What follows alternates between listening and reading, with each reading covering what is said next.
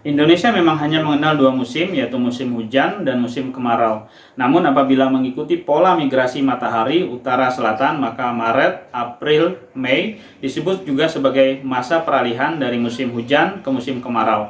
Dan September, Oktober, November merupakan masa peralihan dari musim kemarau ke musim hujan. Dan ingat, masa-masa peralihan adalah masa yang paling rentan terjadinya bencana hidrometeorologi seperti hujan es. Karena itu kita diskusi kali ini di Science Talk with me.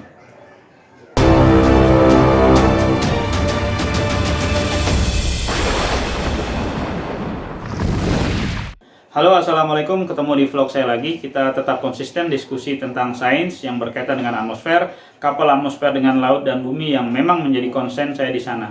Hari ini saya membaca berita di media online terjadi hujan es di Sukabumi. Karena itu kita coba bahas di sini bagaimana ini bisa terjadi, kemudian awan-awan seperti apa yang menghasilkan es dan berbahaya atau tidak di vlog kali ini.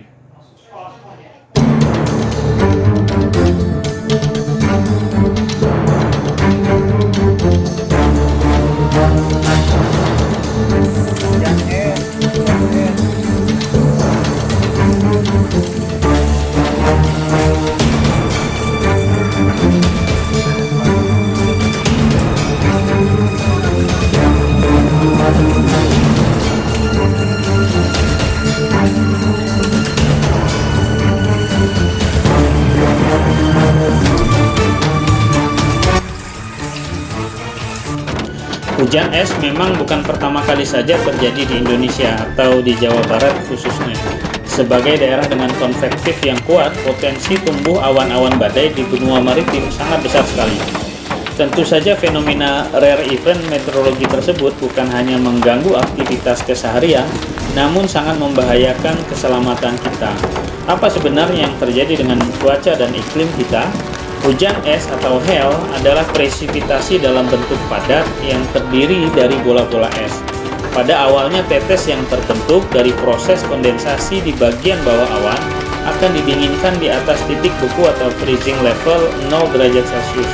Nah, proses pendinginan ini akan menghasilkan tetes yang sangat dingin yang kita kenal sebagai supercooled water dan kristal es pada lapisan campuran di bagian tengah atau lapisan kedua dari awan.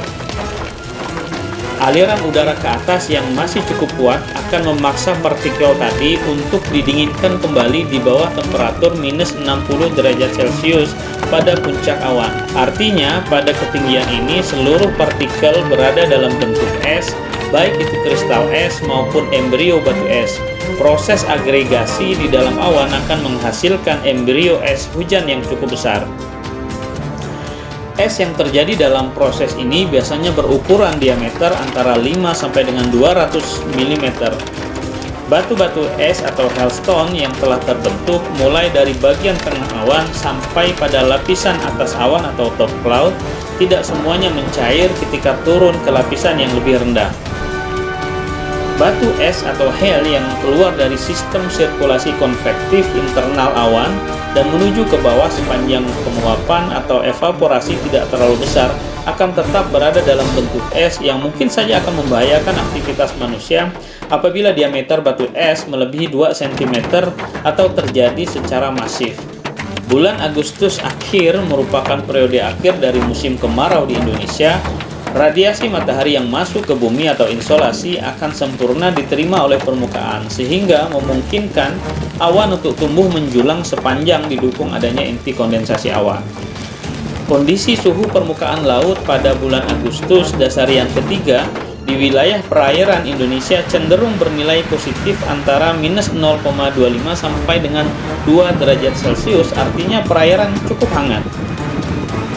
Kondisi ini cukup memberikan peluang penguapan dan pertumbuhan awan di beberapa wilayah Indonesia, termasuk Sukabumi, Jawa Barat. Hasil pengamatan citra satelit memperlihatkan jenis awan yang menjadi penyebab hujan es di Sukabumi adalah jenis awan badai cumulonimbus atau CB multisel dengan suhu puncak awan mencapai minus 80 derajat Celcius. Awan-awan jenis ini memiliki durasi hidup sampai punah itu mencapai 6 jam. 30 menit hujan es yang dilaporkan warga ini menunjukkan betapa kuat dan bengisnya awan badai ini. Fenomena hujan es yang semakin sering terjadi dapat mengindikasikan pergeseran pola cuaca dan iklim di benua maritim Indonesia. Aliran udara dingin yang cukup ekstrem dari Australia yang saat ini mengalami salju hebat juga perlu kita waspadai terhadap kondisi atmosfer di benua maritim Indonesia. Apapun itu, jika kita berbenah dengan pembangunan tanpa mempertimbangkan dampaknya terhadap kondisi lingkungan dan atmosfer, maka Jawa Barat atau daerah sekitarnya hanya akan menjadi daerah urban dengan polutan yang sangat tinggi dan tingkat albedo yang tidak seimbang akibat perubahan tata guna lahan atau land use yang mengarah pada variabilitas dan perubahan iklim serta pemanasan global. Perlu digarisbawahi bahwa alam hanya merespon apa yang diterimanya. Oleh karena itu, mari kita jaga dan benahi atmosfer kita dengan segala tindakan yang bermartabat. Oke, demikian vlog dari saya, mudah-mudahan bermanfaat. Tetap semangat jalani hidup dan stay at home, jaga diri dan jaga dia, jaga lingkungan. Assalamualaikum.